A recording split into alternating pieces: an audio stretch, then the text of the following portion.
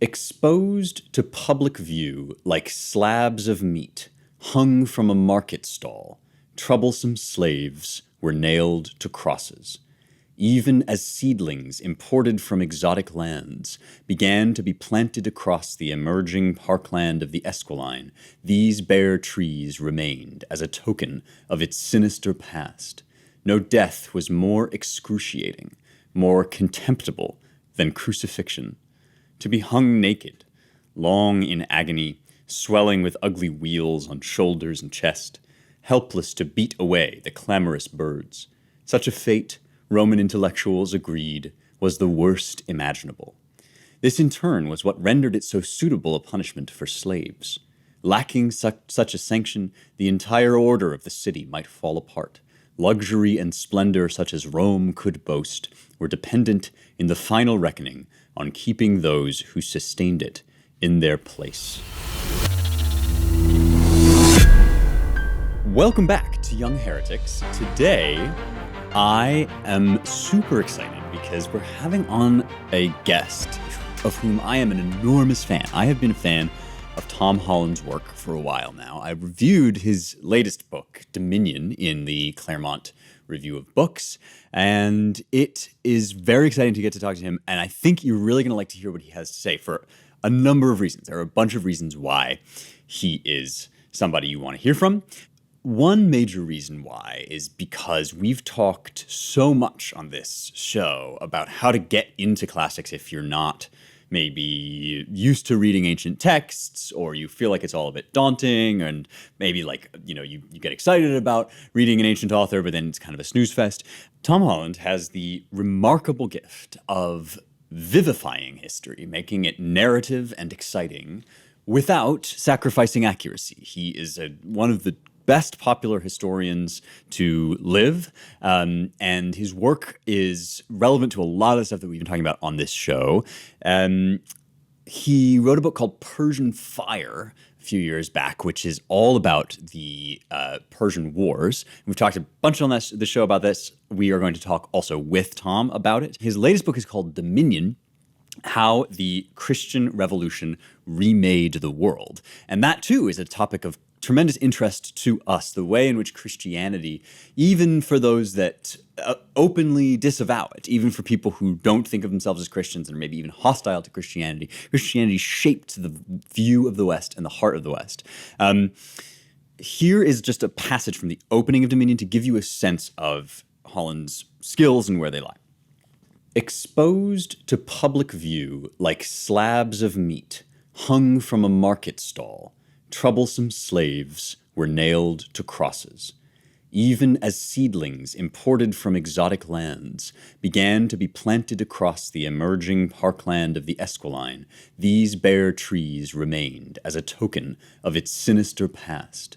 No death was more excruciating, more contemptible than crucifixion. To be hung naked, long in agony, swelling with ugly wheals on shoulders and chest, helpless to beat away the clamorous birds. Such a fate, Roman intellectuals agreed, was the worst imaginable. This in turn was what rendered it so suitable a punishment for slaves. Lacking such a sanction, the entire order of the city might fall apart. Luxury and splendor such as Rome could boast were dependent in the final reckoning on keeping those who sustained it in their place.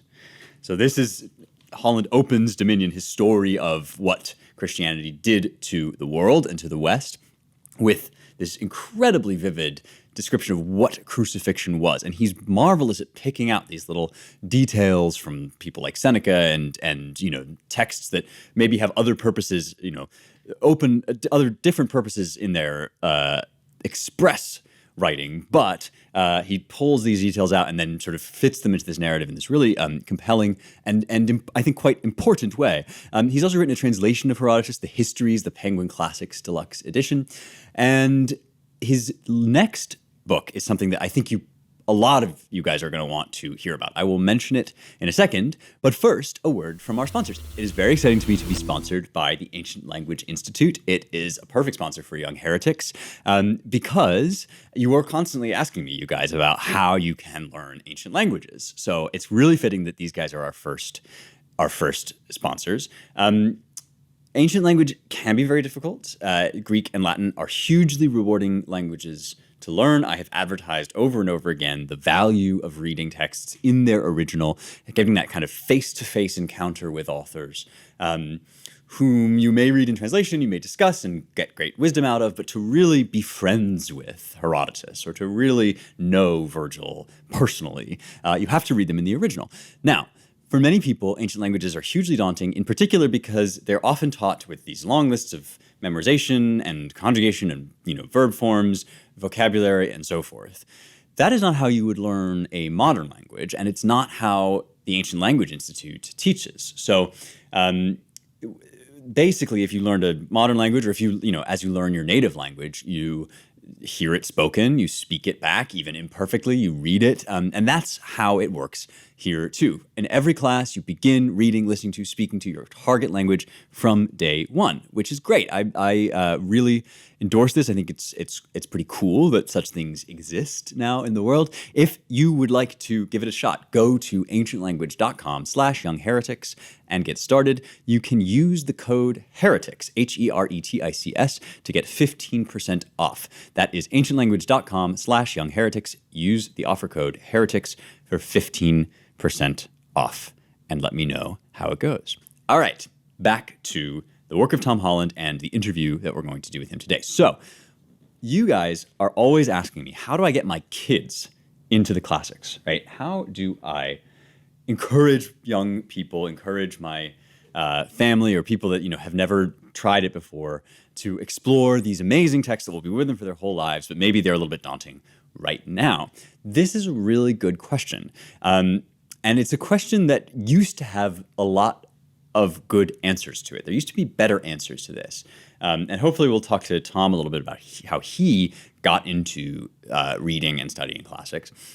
But there used to be, first of all, this is a remarkable thing that I only recently kind of started to grasp. I was reading recently with a friend a book called The Once and Future King. It's by T.H. White. It was published in 1958, so not terribly long ago. It's based on a 1485 book, Le Mort d'Arthur, obviously French language, right? The Death of Arthur. And it's about the King Arthur legend. And it's a retelling. It's aimed at kids, and it's a series of books that gets successively, like many of these series, it gets successively more adult as it goes along. But the first one which is the one that I had these reflections when I was reading, the first one is just wonderful, and it's so engaging, and the characters are so real, it's so whimsical, it's clearly aimed at kids. I was thinking, this is it's like Harry Potter for grown-ups, right? Because it's got a little bit more literary detail, the sentences are a little harder to decode. And then halfway through, I realized it's not Harry Potter for grown-ups, it's Harry Potter for children in 1958, which tells you a little something about the state of education generally, right? It's unfortunately, it did used to be the case that kids were put through a more rigorous education process in elementary school. I mean, British school kids used to read Latin and Greek and read them in the original. And so, it would be, I suppose, in that instance, less of a question, how do I get my kid into the classics, because there would be a more sort of training in place. But it's very, very hard nowadays to find kids' versions of these texts that take kids seriously. The same friend that I was reading this book with, I was just talking to him about VeggieTales. We both love VeggieTales, this biblical series for getting, kids into biblical stories.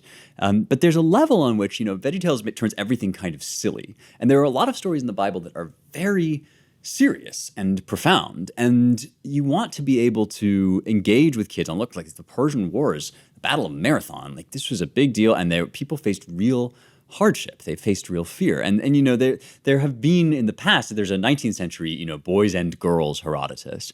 And there's Pearl S. Buck's kind of illustrated Bible, these kind of older texts that make a go at this, but they're aimed at kids, I guess, in a school system that has, in some senses, kind of deteriorated now.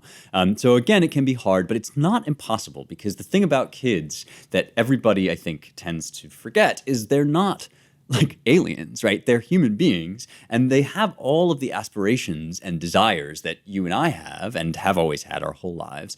And so the first thing that I always look for in sort of something that's geared at kids, but about the classics, the first thing I look for is something that can take kids seriously and deliver something that is, even if it's more comprehensible, something that is not more cartoonish than the original text.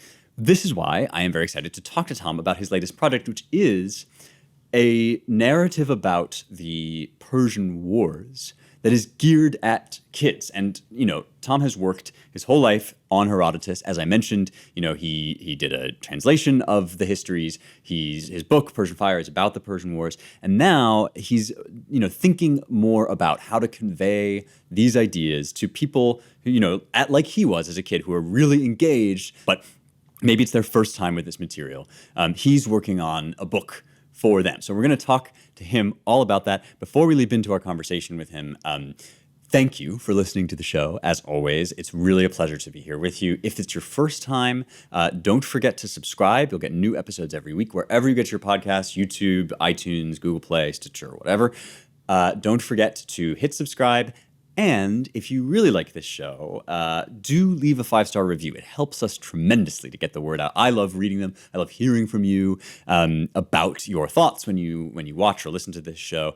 Do tweet about it. Do put it on Facebook. All that stuff is great. But 5-star reviews are particularly helpful. All right. Thanks for listening. Let's have a conversation with Tom Holland. All right. Here he is, the man, the legend, honorary heretic, Tom Holland. Welcome to the show. Thank you very much for having me. It's great to have you. And I thought we could start off. You told me a little bit about your latest project, and it actually dovetails perfectly with something that my audience is constantly asking me about. How do I get kids? I'm excited about the classics. I'm excited about Western culture or what have you.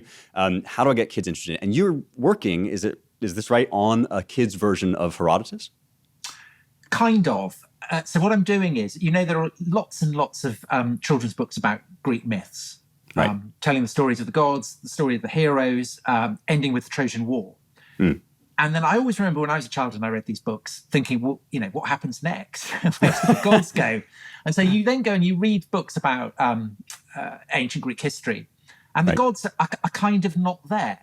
Mm. So I want to write a sequel to those books about Greek myths, taking the story forward from the end of the Trojan War and keeping the gods, so that we have the story of how Sparta emerges, of how the Athenian democracy emerges, of how Athens and Sparta together fight the Persians, see the Persians off. And of course, this is, it's cast by Herodotus himself as, in a way, a sequel to the Trojan War. This is East and West round 2. And that's basically how I'm framing it, that just as Zeus has very much a kind of a role to play in the story of how the Greeks and the Trojans go to war, so also in my version does he have a controlling role to play in the story of how the Greeks and the Persians go to war, because according to Greek genealogists, both the Persian king and the Spartan kings are descended from Zeus. So at the Battle of Thermopylae, when Leonidas and Xerxes are squaring up, sure, these are kind of very, very distant cousins. Now, I want to ask you a little bit about that, the divine lineage, in a second. But first, this project is, in some senses, strikes me as a little countercultural, not in any aggressive way, just in the sense that, as you say, there doesn't really exist a lot of literature, in this specific mode. And in general, I think the kind of Herodotean interest in not just the facts of what happened, but the stories that people tell about it is something that we tend to sort of think of as, well, that's an old-fashioned, outdated thing that they used to do, and now we tell just the facts, Jack, in this kind of post-Thucydidean way. Did you do any research on sort of other? I guess when you write a book, you look at competitors or other things that exist. Is this a market that's kind of wide open, or are there other people doing material like this? I don't think that there are many people who are writing histories of ancient Greece aimed at younger readers. And it's a gap in the market that I feel very keenly, because I was completely obsessed by this. Right. I was given a book called The Greek Armies, which had wonderful illustrations by a guy called Peter Connolly. I don't know if you've come across them. He did the Roman army, he did the Greek army, he did a book about Hannibal. They were beautifully illustrated, and he was, really expert in the field. And I was obsessed by this. And from that, it kind of spiraled out that I read everything that I could about the Persian Wars, because it's such a dramatic story. It's such a great story. I mean, it's as conventionally told, it's basically the plot of Lord of the Rings. It's, great empire coming out of the East, seen off by the defenders of freedom. Now, that's very much how I understood it when I was a child. The more I read about it, the more I began to realize that if I was going to kind of get to the source of this, I was going to have to go and read Herodotus. Right. And I was intimidated at the thought of that because, he's an ancient Greek, and I'd never read a classic. And by classic, I don't just mean a kind of classical classic. I mean, any kind of Dickens or Jane Austen or anything like that. Sure. And so it required me to go to the adult section of the library. No longer was I in the children's section. I had to go to the adult section, and it came in 2 volumes. Right. I think it was the Everyman edition. And I began reading it, and it begins by saying, I'm Herodotus. I'm going to tell you the story of how the Greeks and the Persians go to war. And I thought, brilliant. This is exactly what I want. Fabulous. Let's go for it. Right. And then it slightly goes off piste, because suddenly Herodotus is talking about this guy who wants his guard to see his wife naked. Yeah. Okay, I was kind of 12 or 13, thinking, ooh. At least titillating in its own right. Yeah. And then there's a kind of weird story about a guy who jumps off a ship while playing a lyre and ends up on a dolphin. And the whole thing is basically an enormous Shaggy Dog story. And the whole of the first volume, there was absolutely nothing about the Persian Wars at all. And I was incredibly disappointed by this, kind of wading through all this stuff about Egyptians and Scythians and things. And then the second book, you get to the Persian Wars and you get Marathon, you get Thermopylae and Salamis and Plataea. Brilliant. That's what I wanted. But it struck me that actually Herodotus was rather keener on the Persians than I'd expected, that he admires them and he respects them. And even Xerxes, who is the king who is leading the Persian invasion, who's kind of cast as this hubristic despot, Herodotus casts him as a kind of noble figure. Sure. A tragic figure, I now realize. And that's the sense that actually the story was more complicated and more interesting than the books that I'd initially read kind of kept me gripped. And over the course of my life, Herodotus is the author who more than anyone else has kept me company. So I've written a work of history on the Persian Wars, which very much founded in what Herodotus does. I've done a drama adaptation of him. I've done an adaptation of his histories for radio. I've translated him. And now I'm redoing him as a children's book. And what I find is that every time I come to him, I find new stuff. And that, I guess, is the definition of a classic, that it's a book that accompanies you through your life. And every time you look at it, you see something new.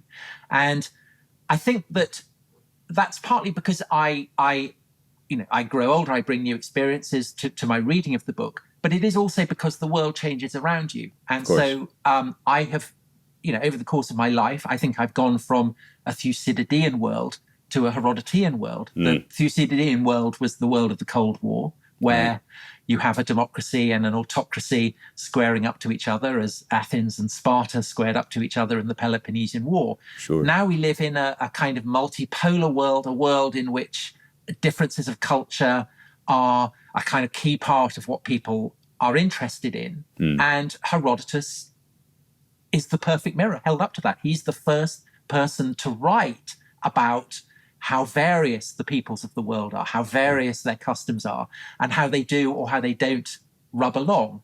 And he seems to me the great author to read on this. And the fact that he's so incredibly entertaining and the stories he tells are so rich and various, I can't imagine anyone reading him and not enjoying him. This is so intriguing, and it speaks to something that I've said a lot on this show, actually, is that one of the things that keeps people away from great works of literature is they crack the spine and they feel like they don't get it, or they don't have a complete grasp of it. And that experience that you describe of being perplexed and surprised by not finding what you expected in a text and then coming back to it again and again throughout your life, that's something I kind of keep hammering home to just do, even, if one is not a professional historian. I'm glad that you mentioned the kind of transition from feeling like this was the great narrative of, triumph of freedom over an encroaching Eastern Empire to feeling that, actually, in fact, Herodotus has all this stuff about custom as king and that cultures are very multifarious. That, of course, is in some sense a sort of politically charged tension as well. You've had, I think, a lot of, for example, British imperial interpretations of Herodotus as exactly that story, the West against the East. And then you've had kind of Edward Said-esque critiques post, about Orientalism, and we've talked about some of that on this show. I'm wondering, in a kid's space, how are you navigating that, and are you having to choose, sort of how to represent this conflict? What I wanted to do, and I should say that I'm about 2/3 of the way through, and my initial idea was to write it entirely from the Greek, how the Greeks understood it. Yeah. So there's nothing about the Mycenaeans or anything like that, because the Greeks weren't really aware of how the Mycenaean civilization existed and then collapsed, and how there was this kind of great break. Right. The sense of continuity. In my version, the myths that the Greeks tell about themselves are true. So the Athenians were very proud of themselves as being autochthonous, sprung from the soil, that they had never traveled from other lands. And in my version, this is literally true. Yeah. Okay. And Athena exists, and Athena is their patron. And the Spartans, are given their law by Lycurgus, the wolf worker, the man who makes people into wolves. And in my version, that's literally what he does. And so the Crypteia, this kind of terrifying kind of youth brigade that the elite Spartans, when they kind of graduate from high school, go into, and they have to go off and kill a helot, a Messenian slave, as the marker of their kind of, that's what you have to do to graduate. In my version, they literally become wolves. Wow. So they go up into Mount Taygetus, become a wolf, go down into Messenia, kill a helot. So it's that attempt to basically to keep history strange. Now, I have found actually that it's not entirely working, because the strain of writing this as history with quite a fantastical element isn't entirely working. So I've gone back and I'm rewriting it, and I'm casting it as the researches. So that's what Herodotus was doing. But this is what exists before Herodotus, and I think I'm going to cast it as the thing that Herodotus kind of comes across and basically rips on. Yeah. And it's being written by Gorgo, who is the daughter of King Cleomenes, the great Spartan king, and a half-brother of Leonidas, who then, in a kind of the complicated way that's kind of typical of Spartan genealogy, Leonidas becomes the husband of Gorgo. So he marries his own niece. And those who've seen 300, it's Lena Headley plays Gorgo, Leonidas' wife. And so after the Persian Wars, her father has died, her husband has died. She's trying to work out what's gone on, why it happened. Right. And she's incredibly Spartan, incredibly proud of Sparta, massively contemptuous of Argos, the great traditional rivalry, kind of grudgingly respectful of the Athenians and grudgingly respectful of the Persians. Okay, so let's talk a little bit about this concept of researches then. So this is the Greek word historiae, which we get, where we get history. And, one thing that strikes me about your project of either, initially it sounds like literalizing the myths, and then now kind of giving us a first-person narrator to convey them, is that Herodotus himself has, as you are more aware than anyone, has a lot of quite subtle reflections on that very topic. Or, I'm bound to report everything, but not to believe everything. And the distinction between opsis, directly seeing something, and echoe, hearing about a story. Can you speak a little bit about, in your view, kind of what is as an historian, what's the historical value or meaning of these stories that we as moderns probably can't believe happened, but that we have them? What are they there for? Well, I said that when I first read Herodotus, the first volume, so the first half of the book, left me kind of frustrated and bewildered because he kept barreling off and talking about all kinds of stuff that didn't seem to me directly relevant to the story of the Persian Wars at all. Right. And how frustrated I was by this. Now I'm frustrated that it isn't longer, because what you have in those, we call them digressions, is basically the first attempt that we know of to make sense of the entire world. To try, basically it's the invention not just of history, but of non-fiction. So in a sense, this is where Wikipedia begins. Wow. And I think that there's something that enables anyone who's grown up with the internet instantly to recognize what Herodotus is doing in a way perhaps that I didn't, because I didn't have the internet when I was growing up. Because essentially, when you're trying to find information on the internet, right, you can follow links and you can follow leads, and it will take you will end up in places that you're not expecting to end up. And that's basically what Herodotus is doing. He's saying, one of my favorite sentences in the whole of the histories is he's finally got onto the story about how the Persian Empire rises. We've had Cyrus the Great, who founds this, massive, the largest empire the world had seen until that point. And then we have his son Cambyses, who is going off to conquer Egypt. And you think, brilliant, okay, the story is finally getting going. Right. And Herodotus describes how Cambyses is moving in Egypt. And then he says, and at this point, I really must stop and just give a little brief account about what the Egyptians are doing. It's such an interesting country. I'm just going to do a little digression, and this little digression goes on for page after page after. It's about 150 pages, right? And including such details as how they urinate, right? I mean, that's just an insane. So Herodotus is, he's fascinated by the fact that he says that in Egypt, the women urinate standing up, the men urinate sitting down, and how different this is to everywhere else. So we get all kinds of details like that. Right. We get a lot of, quite frankly, I find quite dull detailed about the Nile.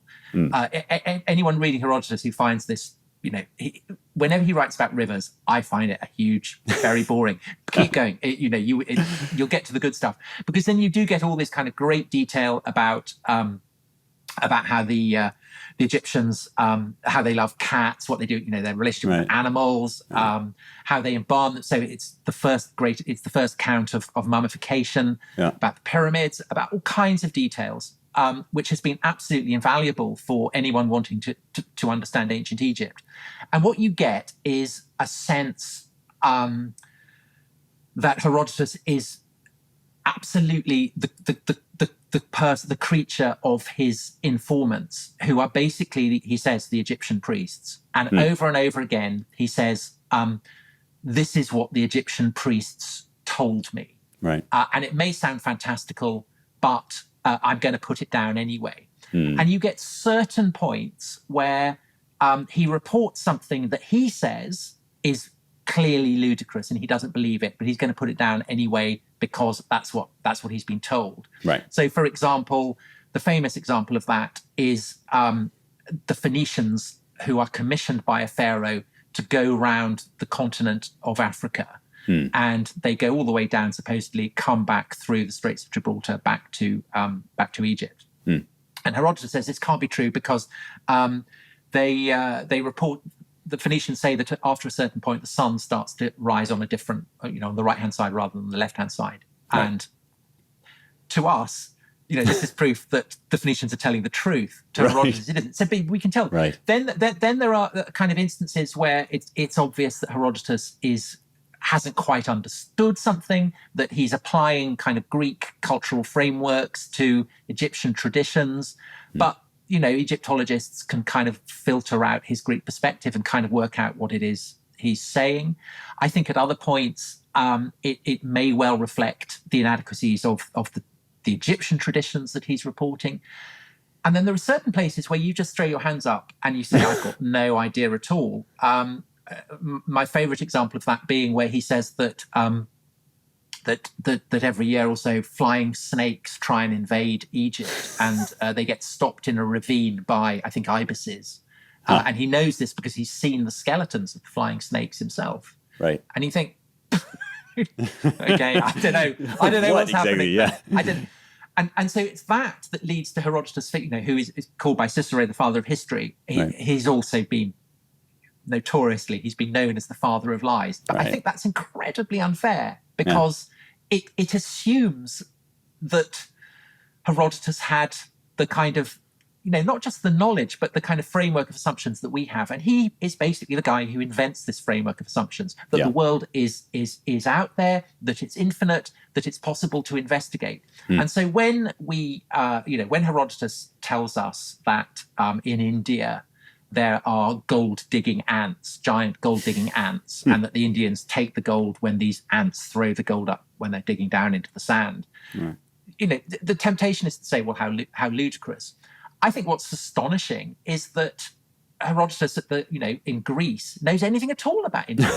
And the only reason he does is clearly because the Indians and the Greeks are on opposite ends of the Persian Empire. And you have this kind of process of Chinese whispers rippling through. Yeah. And clearly the word that Herodotus is reading as ant originally must have meant something very different. And so there is this kind of wonderful theory that they were actually marmots, Himalayan marmots, who were kind of and this is apparently marmots in the Himalayas do dig up gold like this. So who knows? I think that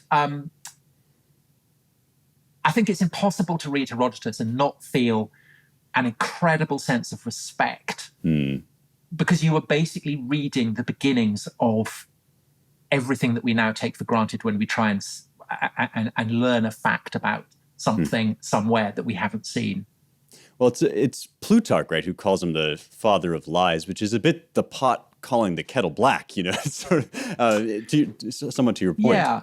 Yeah. Well, and Plutarch is a Boeotian, and Boeotia kind of joins Attica. And the central city of Boeotia, Thebes, the Thebans sided with the Persians against Athens and Sparta and the Greeks who fought the Persians.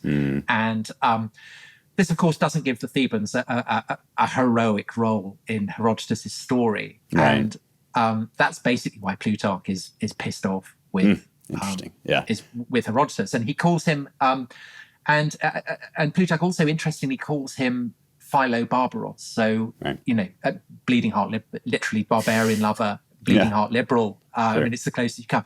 And that again is an ancient criticism that Herodotus is, in a sense, is kind of too interested in barbarians, is too interested in foreigners, is too ready to present them in a good light.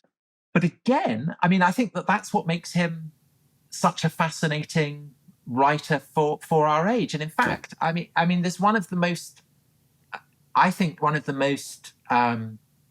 moving passages in the whole of ancient literature, which you've already cited, the idea that custom is king, right? Which Herodotus quotes again. We go back to Cambyses, the Persian king. He's by this point we've got over the digression.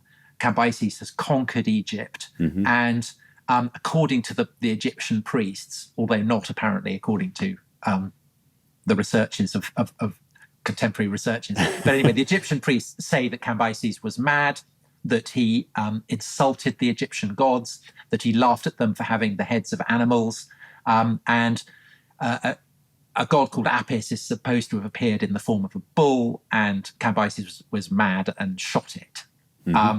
And Herodotus says, this is an insane thing to do, because why would anyone insult the customs of other people?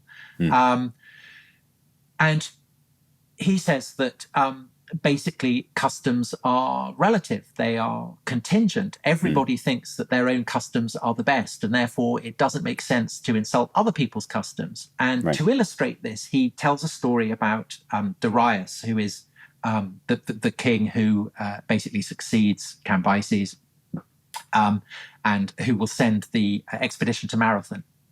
And Darius, Herodotus says, once summoned some Greeks, and he summoned some Indians. So again, this is the idea of people at the opposite ends of the empire, of west and east. And the Greeks burn their parents when they're dead, and the Indians eat them. Yeah. And Darius says to the Greeks, how much would I have to pay you to eat your parents? And he says to the Indians, how much would I have to pay you to burn your parents? And both the Greeks and the Indians throw their hands up and go, the most revolting idea imaginable. And so Herodotus says this shows, basically how contingent things, how custom is king. But the amazing thing about that is that it's not just the story, but the fact that Herodotus himself is putting himself in the platform heels of a Persian king, of the king who sent the army, the expedition to Marathon, because Herodotus is looking at the world through a Persian's eyes and seeing that from the Persian perspective, it's the Greeks who are the barbarians. It's the Greeks who have the strange customs. Yeah. It's incredibly sophisticated perspective. I mean, it's kind of amazing perspective. Now, there's one last thing I want to ask you before we run out of time, because truly, you're absolutely right. That is one of the most sort of subtle and kind of underappreciated moments, because it's almost so folded into the fabric of how we ourselves tend to puzzle over moral quandaries of cultural difference that we don't take time to remark upon Herodotus' just generosity in that passage and his empathy and so forth.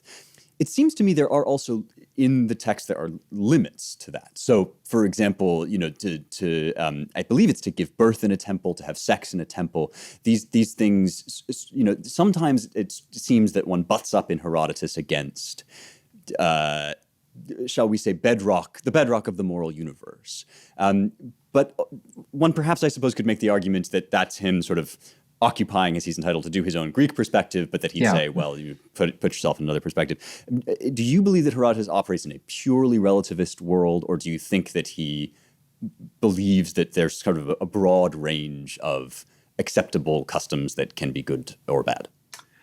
I think that he writes as a Greek, and I think therefore he thinks that his own values and assumptions are correct, but he recognizes that everyone thinks that. Right. But I think also that part of what he's very keen on is the idea that there are certain irreducible values and indeed relations with the gods. And so this is why he's capable of admiring the Persians, is that although he recognizes that there are all kinds of strange customs that don't exactly map onto Greek practice, he recognizes that there's a kind of equivalent of, I guess, of the Brahmins in Hinduism, the Magi, that there are kind of attitudes to the Persian attitude to truth has a kind of significance that it doesn't have in the Greek world, that all of these things are in a sense different to the way that the Greeks understand the relationship of humans to the divine, that nevertheless what the Persians are recognizing is the same kind of divine order that the Greeks do, and indeed that the Egyptians do. So Herodotus is very, very keen on kind of mapping Egyptian gods onto Greek gods. And because Herodotus recognizes that Egypt is vastly older than Greece, he tends to assume that most Greek customs have actually come from Egypt. So I think there's but he assumes, of course. He like we all do. He has his framework of references, and he's not really going. He's not apologizing for them, but he's trying to use them to make sense of the broader world, which we all do. Of course. No, that's one of the things that's actually quite relatable about him in the end. And I think that's the key. I mean, he is, I think, in a way that no other ancient author is, I find him lovable. I think I would enjoy, anyone would enjoy his company. And I think he has a kind of humanity that I find unusual. You don't often find that. To the same degree among classical authors, who are often quite frightening, I think. A bit severe. I don't think Herodotus is frightening. Right. I think there's a kind of, I think his curiosity and I find it incredibly attractive. Well, it's a nice answer to that classic question, right? Who do you have dinner with if you can have dinner with anyone from history? He would be the first person I'd invite. Herodotus. Yeah. Tom Holland, it's been such a pleasure to talk to you today. Thank you for sharing all of this. Thanks ever so much. That was amazing. It was really fun to talk to him about not only, writing for kids about the classics, which can be done. I think he makes that quite clear. He's very engaging in his work for adults as well, but also in talking about, writing for kids. But also just, Herodotus' approach to history, his place in the canon, and his attitudes, which, are at the very least highly humane. Even for those of us who want to be a little bit more objective about the differences between cultures. And note, by the way, that as we've discussed, Herodotus is not a pure cultural relativist in the sense that we talk about now, but that very sophisticated kind of cosmopolitan outlook on the differences between cultures is a great example of one reason why chronological chauvinism, the idea that everybody before a certain period was dumb, is just such an impoverished way of viewing the world. I want to circle back, since we have a little time left, to some of the stories that Tom was talking about. He mentioned the story of Arion, who's the guy that gets picked up by a dolphin and carried to shore. But the one that really he mentioned kind of took him aback is the story of the guy that wants someone to see his wife naked. So if you've never heard this story, it is an amazing story, and it has a surprising connection to a story that you definitely have heard. So it's the story of Gyges and Candaules. So what happens is that Candaules is the king of Lydia. And this is the story of his murder and deposition, which Herodotus tells kind of en route to explaining how the Persian Achaemenid Empire took power and became what it was.